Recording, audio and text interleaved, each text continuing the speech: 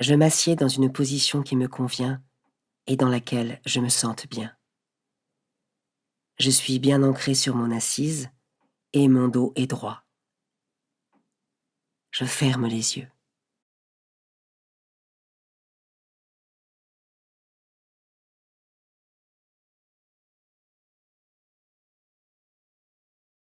Je prends une profonde inspiration par le nez et j'étire au même moment mes joues en souriant, bouche fermée.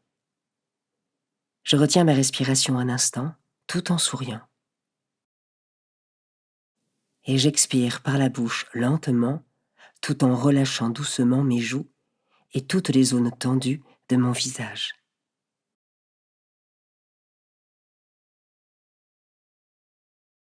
Je recommence la séquence 2 fois. Je souris à l'inspiration et je relâche à l'expiration.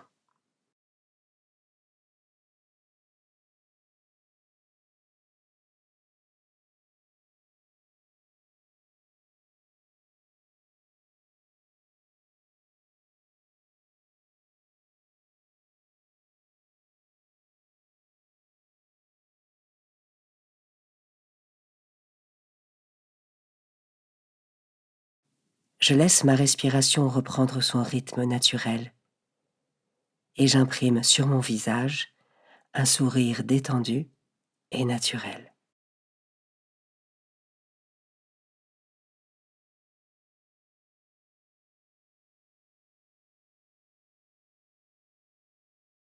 Je prends le temps de me présenter à Dieu. Je peux par exemple lui dire « Seigneur, me voici. Je suis disponible pour toi. »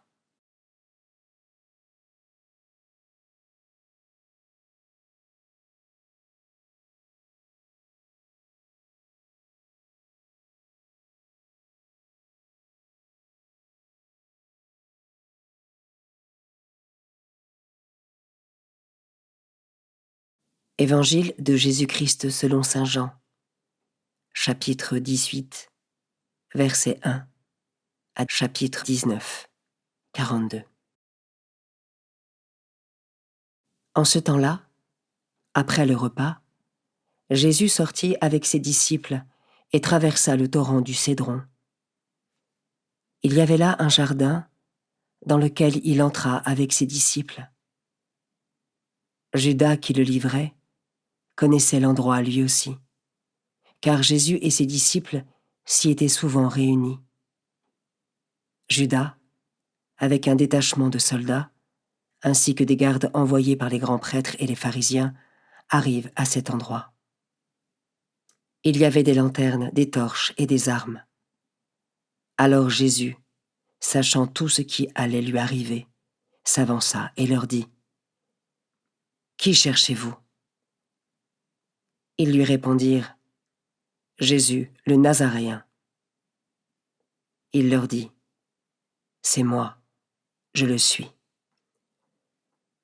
Judas, qui le livrait, se tenait avec eux.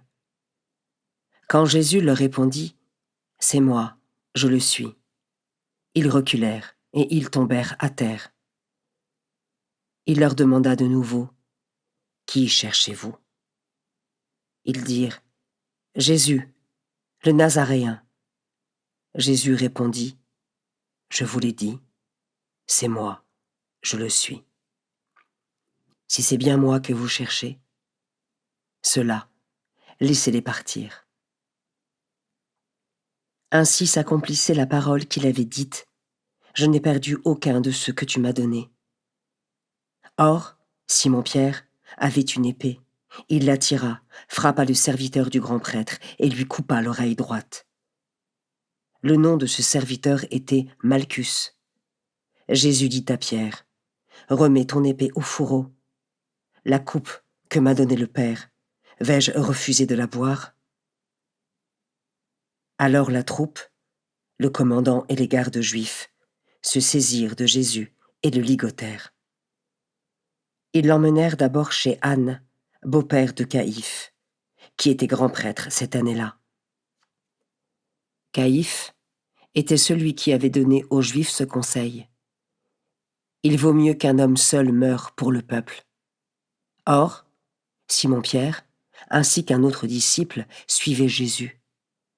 Comme ce disciple était connu du grand prêtre, il entra avec Jésus dans le palais du grand prêtre. Pierre se tenait près de la porte dehors. Alors l'autre disciple, celui qui était connu du grand prêtre, sortit, dit un mot à la servante qui gardait la porte et fit entrer Pierre. Cette jeune servante dit alors à Pierre, « N'es-tu pas toi aussi l'un des disciples de cet homme ?» Il répondit, « Non, je ne le suis pas. » Les serviteurs et les gardes se tenaient là. Comme il faisait froid, ils avaient fait un feu de braise pour se réchauffer. Pierre était avec eux en train de se chauffer. Le grand prêtre interrogea Jésus sur ses disciples et sur son enseignement. Jésus lui répondit, « Moi, j'ai parlé au monde ouvertement. J'ai toujours enseigné à la synagogue et dans le temple, là où tous les Juifs se réunissent, et je n'ai jamais parlé en cachette. Pourquoi m'interroges-tu? Ce que je leur ai dit, demande-le à ceux qui m'ont entendu. Eux savent ce que j'ai dit. »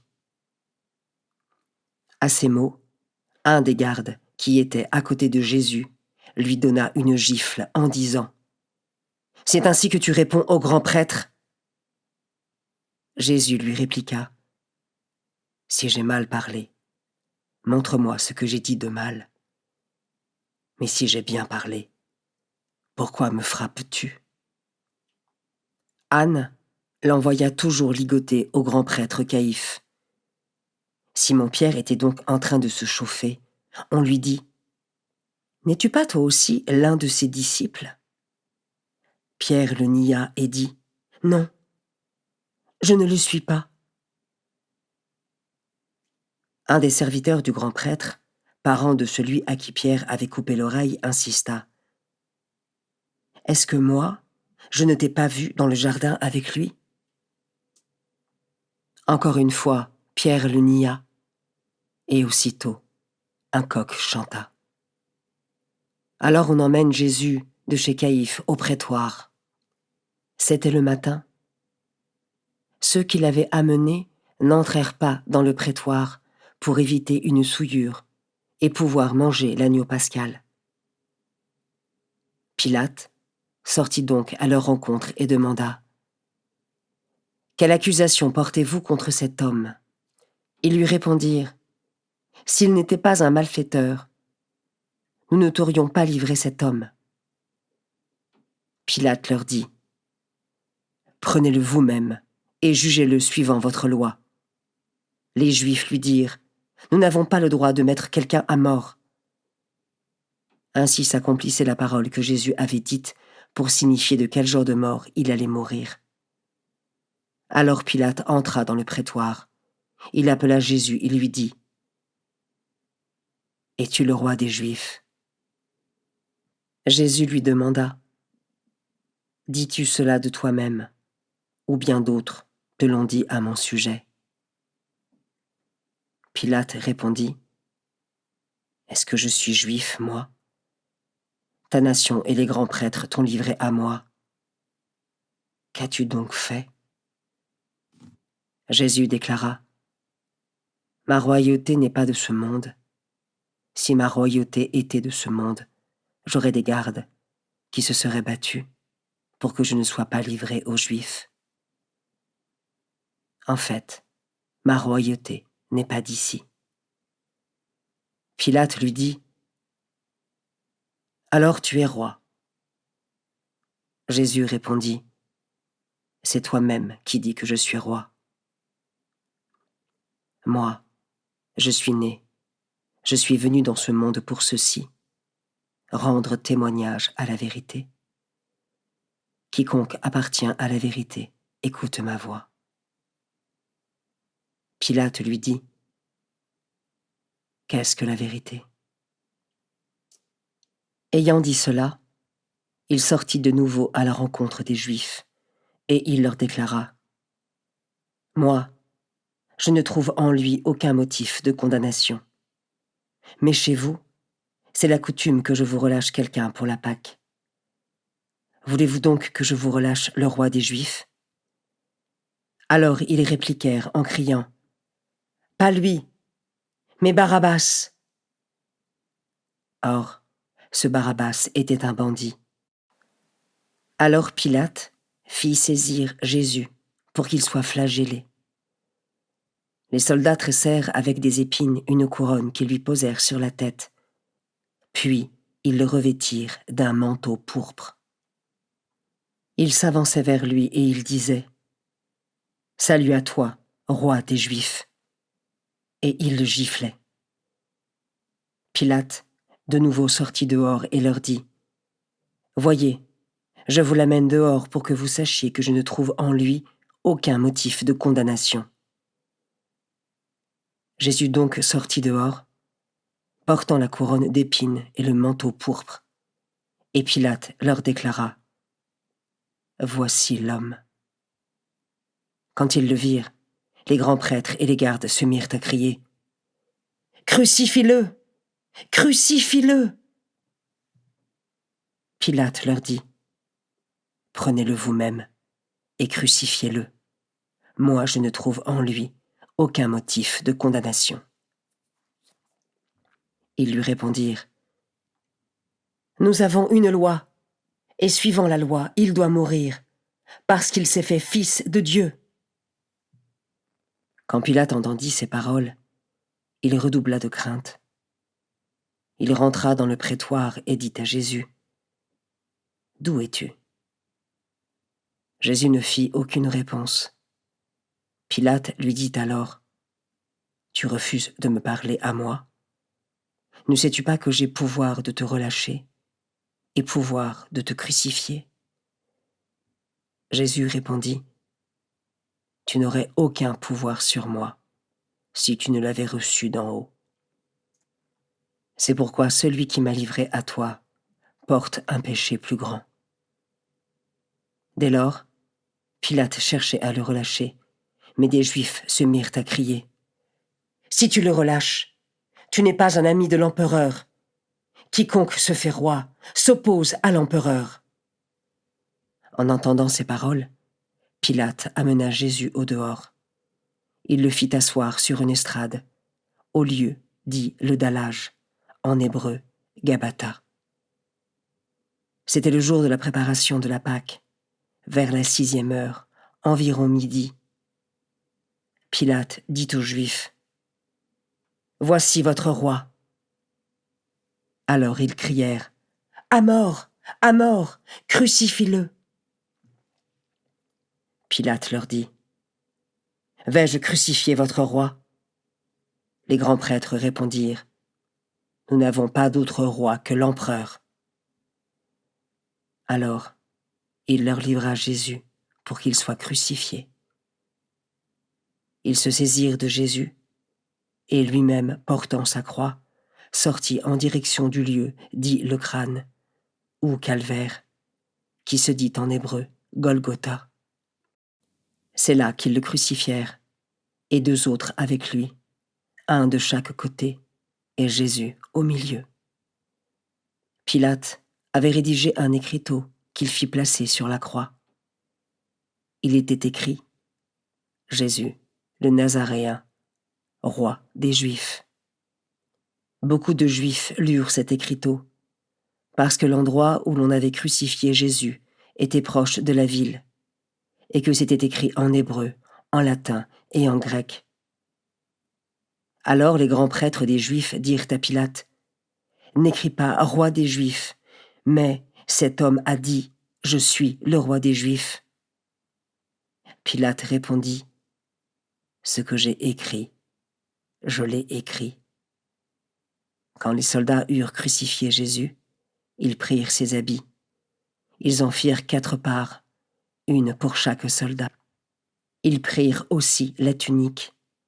C'était une tunique sans couture, tissée tout d'une pièce, de haut en bas. Alors ils se dirent entre eux « Ne la déchirons pas, désignons par le sort celui qui l'aura. » Ainsi, s'accomplissait la parole de l'Écriture. Ils se sont partagés mes habits. Ils ont tiré au sort mon vêtement. C'est bien ce que firent les soldats. Or, près de la croix de Jésus se tenait sa mère et la sœur de sa mère, Marie, femme de Cléophas, et Marie-Madeleine. Jésus, voyant sa mère, et près d'elle le disciple qu'il aimait, dit à sa mère, « Femme, voici ton fils. » Puis il dit au disciple, « Voici ta mère. » Et à partir de cette heure-là, le disciple l'a pris chez lui. Après cela, sachant que tout désormais était achevé pour que l'Écriture s'accomplisse jusqu'au bout, Jésus dit, « J'ai soif. » Il y avait là un récipient plein d'une boisson vinaigrée. On fixa donc une éponge remplie de ce vinaigre à une branche d'hysope, et on l'approcha de sa bouche. Quand il eut pris le vinaigre, Jésus dit, « Tout est accompli. » Puis, inclinant la tête, il remit l'esprit. Comme c'était le jour de la préparation, c'est-à-dire le vendredi, il ne fallait pas laisser les corps en croix durant le sabbat, d'autant plus que ce sabbat était le grand jour de la Pâque. Aussi, les Juifs demandèrent à Pilate qu'on enlève les corps, après leur avoir brisé les jambes. Les soldats allèrent donc briser les jambes du premier, puis de l'autre homme crucifié avec Jésus. Quand ils arrivèrent à Jésus, voyant qu'il était déjà mort, ils ne lui brisèrent pas les jambes. Mais un des soldats, avec sa lance, lui perça le côté, et aussitôt, il en sortit du sang et de l'eau. Celui qui a vu rend témoignage, et son témoignage est véridique, et celui-là sait qu'il dit vrai, afin que vous aussi, vous croyiez. Cela en effet arriva pour que s'accomplisse l'Écriture. Aucun de ces os ne sera brisé. Un autre passage de l'Écriture dit encore, « Ils lèveront les yeux vers celui qu'ils ont transpercé. » Après cela, Joseph d'Arimathie, qui était disciple de Jésus, mais en secret, par crainte des Juifs, demanda à Pilate de pouvoir enlever le corps de Jésus. Et Pilate le permit. Joseph vint donc enlever le corps de Jésus. Nicodème, celui qui au début était venu trouver Jésus pendant la nuit, vint lui aussi. Il apportait un mélange de myrrhe et d'aloès pesant environ 100 livres. Ils prirent donc le corps de Jésus, qu'ils lièrent de linge, en employant les aromates, selon la coutume juive, d'ensevelir les morts. À l'endroit où Jésus avait été crucifié, il y avait un jardin. Et dans ce jardin, un tombeau neuf, dans lequel on n'avait encore déposé personne. À cause de la préparation de la Pâque juive, et comme ce tombeau était proche, c'est là qu'ils déposèrent Jésus.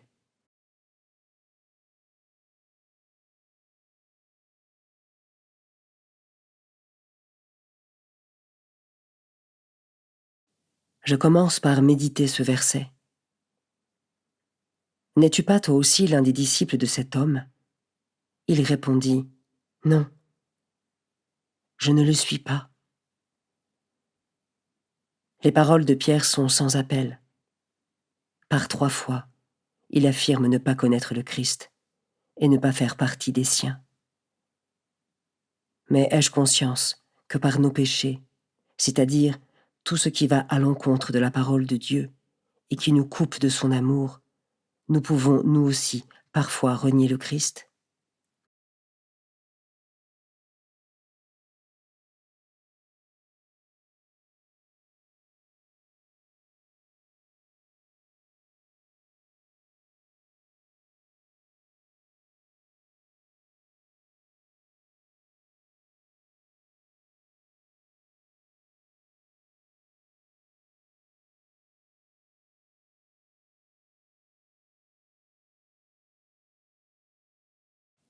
Je peux maintenant m'arrêter sur cet autre verset.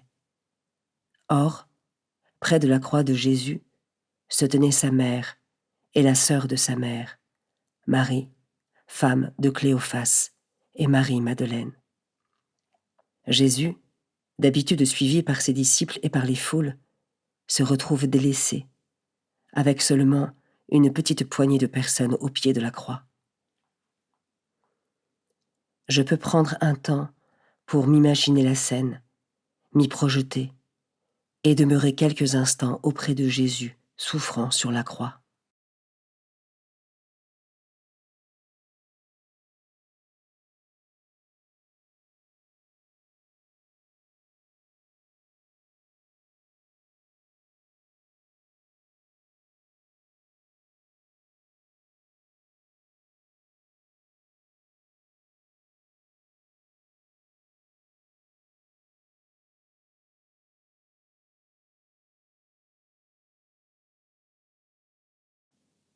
Je termine en méditant ce dernier verset.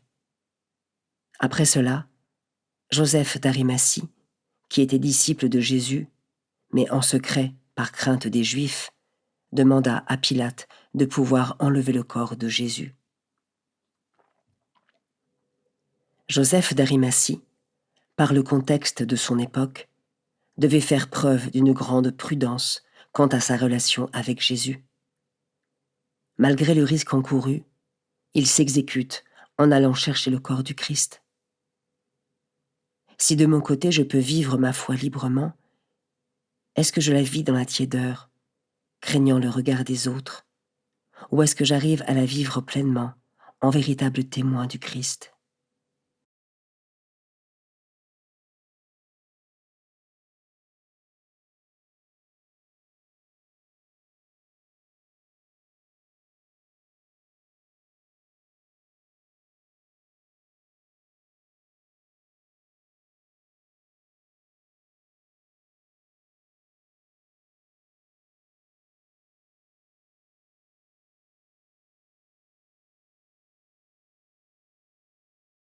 Je conclus en remerciant le Seigneur pour ce temps de méditation.